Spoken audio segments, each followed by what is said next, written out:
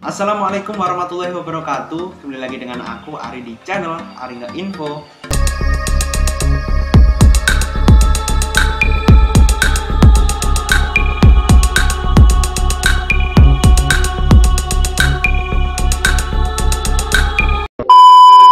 Oke, di video kali ini aku akan bahas tentang persiapan awal buat kalian yang ingin mendaftarkan diri sebagai calon penerima KIP kuliah.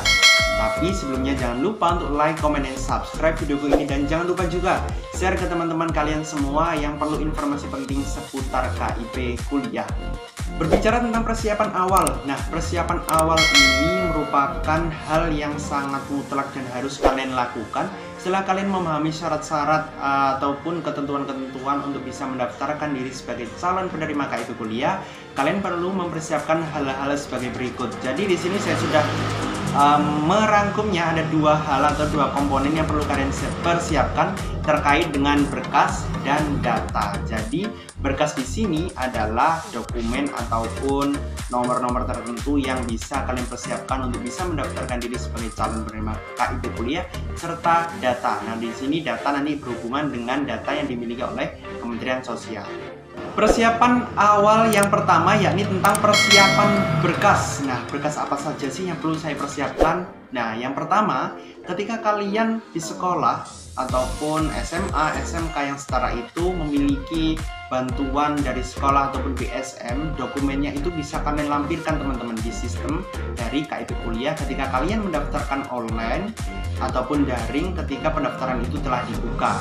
Yang kedua, ketika kalian memiliki KKS ataupun PKH, program keluarga sejahtera ataupun kartu kesejahteraan sosial, itu juga bisa kalian lampirkan atau upload di menu ataupun di lamannya KIP kuliah ketika kalian mendaftarkan online waktu pendaftaran sudah dibuka. Nah, untuk syarat ini ataupun berkas ini itu biasanya bagi siswa yang sedari entah itu SD, SMP, SMA itu keluarganya telah memiliki bantuan-bantuan sosial. Nah, biasanya itu diteruskan dengan memiliki kedua kartu tersebut atau program tersebut. Dan yang ketiga, di sini juga kalian harus mempersiapkan entah itu dokumen dari kartu keluarga, KTP kalian, NISN ataupun nomor pokok sekolah nasional atau biasa disebut NPSN. Karena dokumen-dokumen tersebut ataupun data tersebut itu wajib dilampirkan atau kalian cantumkan di lamannya dari bidik misi ataupun KIP kuliah. Bidik misi sudah nggak ada, jadi di sini saya bicara tentang KIP kuliah.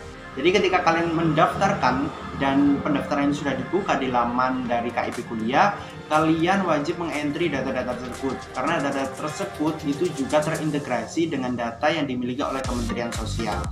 Nah, untuk persiapan yang kedua, ini persiapan awal tentang data. Nah, berbicara data, ini juga berbicara tentang yang namanya DTKS, teman-teman. Apa sih itu DTKS? Nah, DTKS itu adalah data terpadu kesejahteraan sosial. Nah, data ini merupakan database yang dimiliki oleh Kementerian Sosial ataupun dinas sosial terkait di wilayah tempat tinggal kalian terkait dengan data kesejahteraan ataupun data ekonomi di masing-masing keluarga atau data kesejahteraan masing-masing keluarga di wilayah tersebut. Jadi ketika kalian memiliki yang namanya PKH ataupun KKS dan kalian mendaftarkan diri mendaftarkan data kalian di DTKS lewat sekolah, lewat NPSN ataupun NISN kalian, itu kalian sudah berhak langsung mendaftarkan diri sebagai KIP kuliah.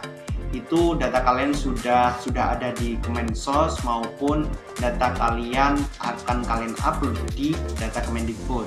Nah, pertanyaannya, ketika kalian tidak memiliki data di DTKS, apakah bisa mendaftarkan KIP kuliah?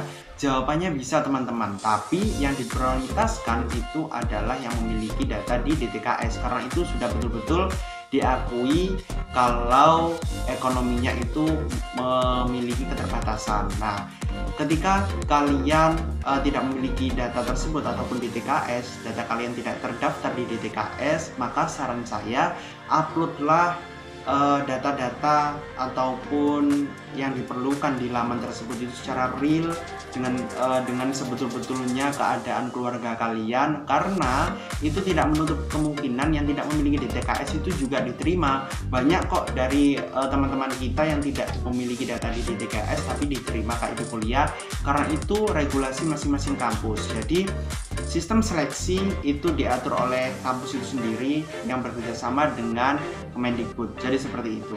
Jadi itu tadi beberapa persiapan yang mungkin bisa kalian terapkan, bisa persiapan berkas ataupun data. Buat kalian yang masih bertanya-tanya apakah saya bisa mendaftar ketika saya tidak memiliki data di DTKS, jawabannya tetap bisa teman-teman, sesuai dengan apa yang sudah saya sebutkan di awal tadi. Jadi di sini yang perlu diperhatikan, data kalian itu harus jelas, harus real, dan tidak boleh dimanipulasi, karena itu akan mempengaruhi keberlanjutan dari diterimanya kalian sebagai penerima KIP kuliah. Jadi pesan saya cukup itu. Sekian video kali ini, dan jangan lupa saksikan informasi penting berikutnya di channel ini. Wassalamualaikum warahmatullahi wabarakatuh.